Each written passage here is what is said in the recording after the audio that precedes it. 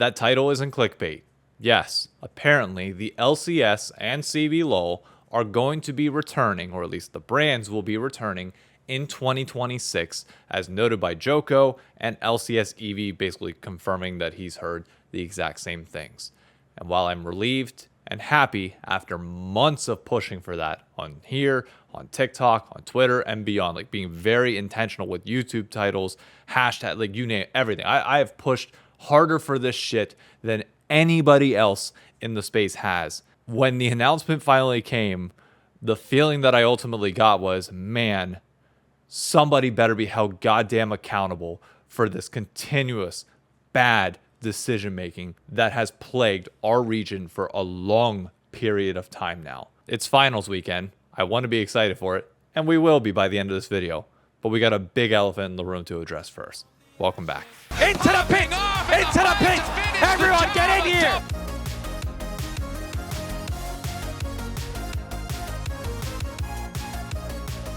Ladies and gentlemen, welcome back to the pit. My name is David Shynock. If you have not already subscribed to my channel, be sure to do so. Drop a like and put in the comments, how relieved are you on this? Like, what's your initial reaction to the news that, yes, the LCS will be returning? Because more than anything, honestly, I'm scared. Because, like, this was the easy one. This was the easy duck that Riot could knock off the shelf to make sure that everybody was at least happy in some way, shape, or form. But as we've all pointed out for an extended period of time, this is a meaningless change unless there's something else with it. There are a lot of people that are actually probably going to be upset with this branding coming back as they are scared that Riot is now going to further taint the image of the LCS by bringing it back in its current state, because the current format sucks. A lot of the infrastructure issues of this region are god awful. We've lost world spots. I mean, you name it. Everything that could possibly have gone wrong this year by Riot's own fault and decision making has. So, with that in mind, there's something that I want to say, and I don't take saying this lightly. When the crowd pop probably happens this weekend, because I'm assuming that they're going to announce this when finals is done going into next year, so that they're building up excitement. That's been my push all week, and prior to this was like, hey, we need something to build momentum going into 2026 and end the year on a positive, regardless of whether the series at finals is good or not. You need momentum to launch off of. It's what the NFL does. It's what every other major sport does. They put some major announcements for the following year early on in Super Bowl week and beyond to get people a little bit hyped for what's to come. So what I hope is going to happen is that Riot comes out and says, hey, wanted to leave you all with one final note. The LCS is coming back. And hopefully the crowd pop will be insane to let people know, or let Riot specifically know, yes, we desperately wanted this back. But a bigger thing needs to happen this weekend as well. And I'm putting the onus on everybody that's on finals. When people see outrage on Twitter and social media, a lot of times it's just words. It's just tweets. You don't feel the weight of that. Riot leadership needs to be held accountable. And the two people that we know are likely affiliated with the direct decision to get rid of the LCS and force in this merger and change are John Needham and Chris Greeley. Those two need to be held accountable for their actions. We need to know as the general public that changes in executive leadership are going to happen, so this unbelievable streak of terrible decisions. In the last 3 years alone, you have the weekdays change and you have this. Like that alone should be enough to lose your job, period. I don't care what needs to happen. We need to voice our disdain for their choices and their actions. So if you want to do something that can make a difference in the stadium, a fire Needham, like fire Needham, would go a long way. A very long way. Getting that heard on the main broadcast clear enough that people understand what's being said and it can be communicated elsewhere would drive a fork in this issue once and for all. I know I'm going to get backlash from Riot for saying this. I know this is not going to be a well-received video, but I cannot believe we are at this point. I cannot believe we have bled out viewership. We made choices that were so clearly going to not work. And then we just sit here and, like, if we go into next year saying, oh, hey, we reverted all the changes, everything's great again, I'm going to lose my goddamn mind. I really am. Like, oh my God. We need public accountability. The only way that I would be fine with leadership remaining. Actually, no, there's no world where I'm fine with leadership remaining the same. But I just want a conversation, a public conversation with people, not with a single reporter, not with somebody like Travis who has like a list of questions. I want to press on the issue. Like, just start with the question, why did you change the branding and why did you not read into feedback that this wasn't going to work? And we ain't dropping the topic for 20 minutes.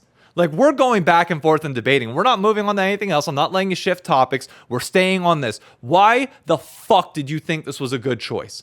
Why do we have to sit here and continuously have these conversations? That's what I want. So people that are at finals, you have so much power this weekend to send a message that otherwise we would not be able to send online, or honestly that we have been for years now, but like, nothing ever comes of it. So please make that crowd pop loud. If they do announce the LCS, if additional changes come in, please make that even louder, but also voice your disdain for leadership. Voice your problems and your concerns.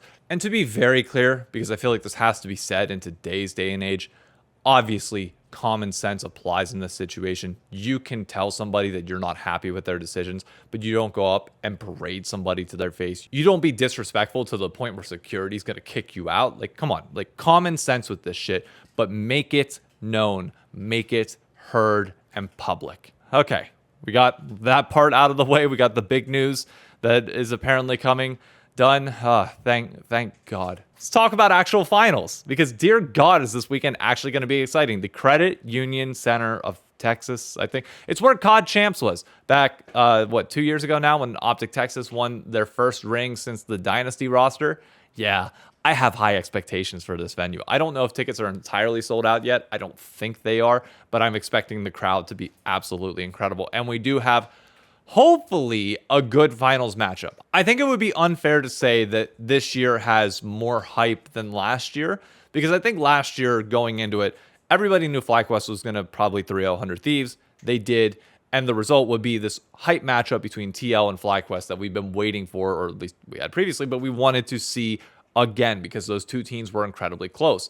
This year, I think a lot of people are expecting the exact same thing for the 100 Thieves versus VKS series. If you want everything on 100 Thieves, I already did a full episode of The Rendezvous previewing this upcoming weekend for them and talking about their perspective on both the VKS, which I didn't really talk about much because it is going to be a 3-0. No hate to VKS entirely, but obviously, I just see us on a completely different tier. Even if they play better than what Red did, like I still don't see it being enough to take a game unless 100 Thieves themselves messes up. So no, 3-0 there.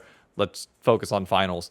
Notably from the FlyQuest perspective, because I think a lot of people are going to come in and be like, oh, FlyQuest should absolutely crush this series, which is different than last year where it was this expectation of a really close final. So there is pressure on FlyQuest in this moment to live up to the hype, and we are seeing the return of Blippo. And I've seen the comments and debates out there of like, oh, he's going to come back with a vengeance and be angry and be ready to shut this shit down, which to his credit, every time that we've seen FlyQuest perform incredibly well. I'm thinking that World Series against Gen G. I'm thinking LCS finals from last year. Blippo does put the team on his back at points. Like some of the plays and spacing that he's able to create in team fights is just unmatched. The thing is, he's going up against a guy who is very notable in this league for just shutting people down like that. Dokla's history is not one of hard carrying and stomping lanes in the same way that we have an expectation of Thanatos, but rather making sure the big voices and big names of teams don't get to have their loud moments. So for Blippo, this is actually going to be a challenge this weekend, in my opinion, to make sure that he is having that level of impact that we see him have in these really big moments. If you're a FlyQuest fan, you want to see him pressing on the wound that is Dokla, which is seen as like the weaker part of this 100 Thieves roster. You want to see him getting advantages in lane with these counter picks that we're assuming that he's going to take in these matchups. If Dokla can keep it even throughout the series, as we did see in the matchup whenever FlyQuest and 100 Thieves last played, yeah, this series could flip on its head just from that alone. But the biggest difference maker is going to be the mid lane. Like Quad has had a down split. Quid has played amazing, but the one neutralizer, as always, is that big stage. Quid has not had a good track record on the biggest stage, but he's notably only been there once. I'm counting Worlds differently because that was in the LEC studio. I'm talking about like this big stage in front of fans where Quid has talked about having some nerve issues and being a little bit different than he normally would be. when playing from the studio or playing from the closet specifically. I think that neutralizes this matchup, at least to start, quite a bit. The question is going to be whether Quid can hit his higher highs that he normally has, maybe even higher because of the adrenaline that's going to be pumping through him during this finals.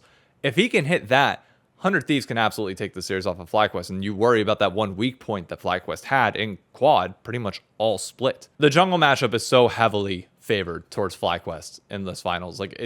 I love River. I do. By all means, I'm biased in this situation, but there's no denying that River doesn't have a title for a reason. In those finals, he does not seem like he's on the same page as his team. Things just kind of get a little bit looser, they're not as coordinated with everybody else, and that is a worry versus Inspired, who has been a rock. I mean, what's Inspired's final record at this point? What, 2-3? In terms of the big stadium, he's 1 of 1 last year, or 2 of 2 technically, because he was in finals in 2022 with Evil Geniuses, and you can't really count spring finals from last year because that was also in the small stage. So on the big stage, Inspired's undefeated right now, to my understanding. I don't know about the LEC, but at least in North America, yeah, undefeated. That's insane. You have a dude that's winless in River versus a dude that's never lost in Inspired. It's quite literally David versus Goliath, despite their skill level being kind of close to each other overall. And for the bot lane, honestly, regardless of Busio playing the second best or best player, depending on how you view him, the MVP vote will be out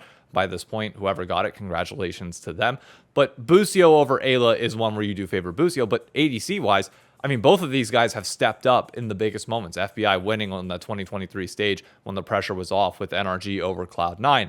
Masu winning when the pressure was on with FlyQuest last year, performing well at Worlds as well, but notably having that slip up at MSI. So, even though this isn't international in MSI, I'm expecting Masu to play like his normal self on that big stage. This series is hype. It's legitimately hype. I know people think it's going to be a blowout, but I'm telling you, I think this is either going to 5 games, or if it is 4, it's going to be a very close 4. A 4-game series where you don't know which way it's going to go, or last year where the minion ends it and suddenly the game is over out of nowhere and you're just I just wanted one more. I have a feeling we're going to get that same reaction from this year, despite people not believing that. I don't know. I'm excited. I'm legitimately excited. Maybe it's the Ryder Cup.